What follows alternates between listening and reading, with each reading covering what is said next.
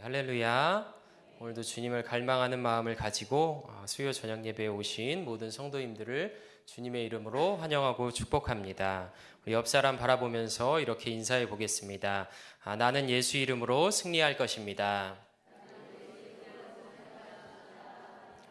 우리 한 번 더 우리 교회 표어를 가지고 하나님께서 우리 가운데 놀라운 일을 행하실 것입니다. 이렇게 인사하겠습니다.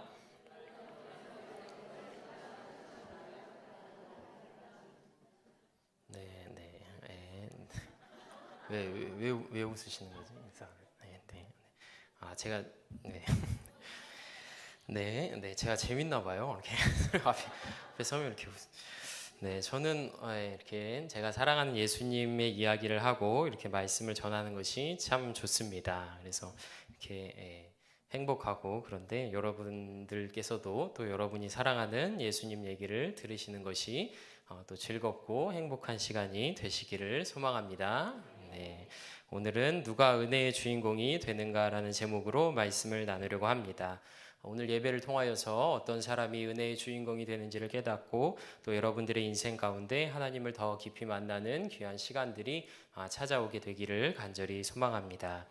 저는 모태신앙으로 어릴 적부터 어머니를 따라서 교회에 다녔습니다.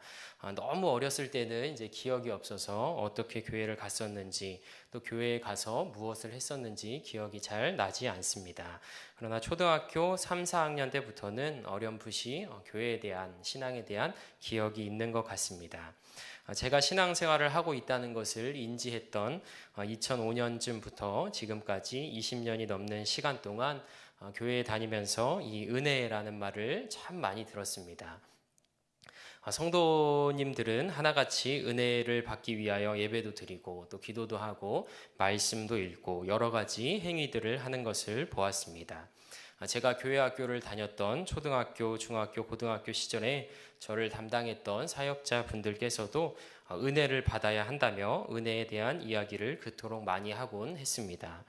특히 성경학교나 수련회를 가면 이번 성경학교를 통해서 또 이번 수련회를 통해서 반드시 은혜를 받아야 한다고 강조를 하곤 했습니다. 오늘날에도 주일 오전 11시만 되면 대한민국에 있는 수천 개의 교회에서 수백만 명의 성도님들이 은혜를 받으려고 또 예배의 자리에 나옵니다. 교회 학교를 담당하는 사역자들은 한 목소리로 아이들에게 은혜를 받아야 한다고 이야기를 합니다.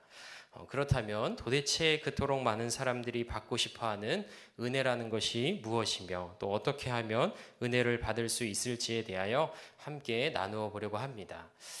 이렇게 말씀 전할 때도 이제 제 성향이 좀 나오는 것 같은데, 저는 이제 어떤 상황을 이렇게 분석하고 이렇게 통계를 내서 이렇게 원리를 찾아내고 이런 거를 이제 좋아하고 조금 잘하는 편입니다. 그래서 은혜를 이제 받으면 이제 20년 동안 들었던 은혜가 도대체 뭔가 정의 내리고 뭐 이런 거를 좋아합니다. 그래서 어떻게 받는가 방법을 하나, 첫째, 막 둘째 이렇게 정리하고, 이제 그 사람 스타일에 따라서 그렇게 다른 것 같습니다. 그래서 먼저 우리 흔히 얘기하는 은혜라는 것이 무엇인지 좀 생각해 보았으면 좋겠습니다. 우리는 은혜 혹은 은혜 받았다라는 표현을 이제 예배가 끝나고 집에 가면서 많이 쓰는 것 같습니다.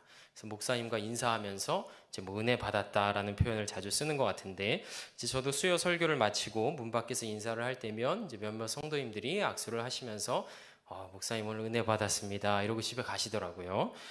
그래서 이제 우리가 그토록 은혜 받기를 원한다는 것을 이제 제가 생각했을 때 조금 풀어서 이야기를 해보면, 어떻게든 좀 하나님을 이게 만나고자 하기를 원하는, 하나님을 만나기를 원하는 마음이 아닌가라는 생각을 해보았습니다. 혹은 하나님을 만나는 부분에 있어서 내가 하나님과 좀 더 가까워졌는지에 대한 그런 부분인 것이지요. 그래서 하나님을 만나서 치유를 받는다든지 하나님으로부터 축복을 받는다든지 뭔가 주님으로부터 어떤 음성을 듣거나 주님의 마음을 받고 어떤 약속을 받는다든지 하나님께서 만져주시는 체험을 한다든지 이렇게 하나님을 만나서 하나님께서 하시는 일들을 내가 조금이라도 경험해 보는 것이 혹은 그렇게 하고 싶은 마음이 바로 우리 안에 있는 은혜를 받고 싶은 마음이 아닐까 하는 생각을 해보았습니다. 어떻게 조금 동의가 되시나요? 네. 그러니까 이 은혜를 받았다라는 표현은 그 기준이 하나님께 있는 것이지요.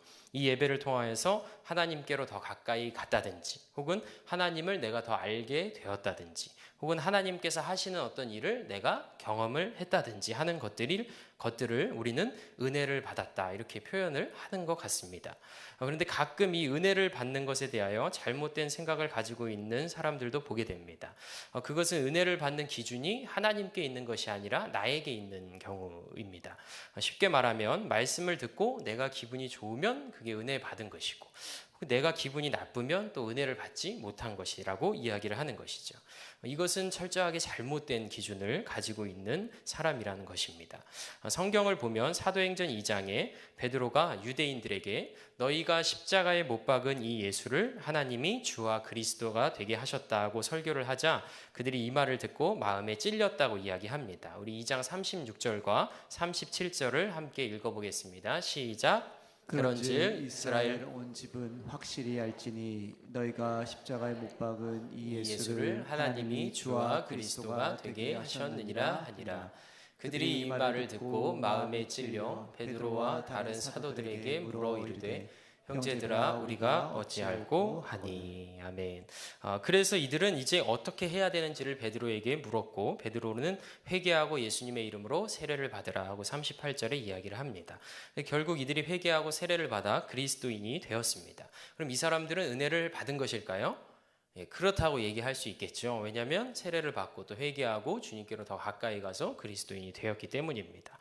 비록 말씀을 듣고 이들의 기분은 좋지 않았습니다. 마음에 찔림을 받고 근심했지만 그 덕분에 구원을 받을 수 있는 길을 찾게 된 것입니다. 이렇게 우리는 은혜 받는 것의 기준을 하나님께 두어야 합니다. 그래야 제대로 된 은혜가 무엇인지를 우리가 분별하고 또 판단할 수 있기 때문입니다.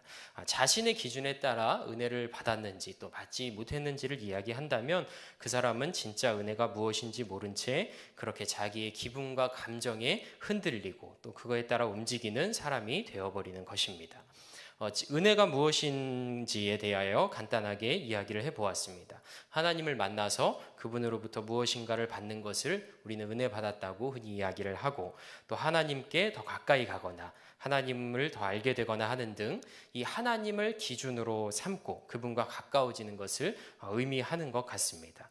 여기서 주의할 것은 이 은혜의 기준이 자기 자신이 되지 않도록 조심해야 한다는 것이죠. 그렇다면 이제는 어떻게 하면 그 은혜의 주인공이 될 수 있을지에 대해서 함께 살펴보려고 합니다. 기본적으로 은혜의 주인공이 되는 사람은 성경을 볼 때 간절한 사람입니다. 기도를 할 때도 말씀을 들을 때도 간절한 마음으로 주님께 나아가야 합니다. 이 간절함이 있는 사람에게 하나님께서는 은혜를 주시는 것이지 그냥 저냥 앉아있는 사람은 은혜를 받기가 어렵다는 것입니다. 사역을 해오면서 또 기도회를 인도할 때가 제가 많이 있었었는데 기도하는 분들을 이렇게 보게 되면 간절하게 기도하는 분들이 많이 없는 것을 보게 됩니다.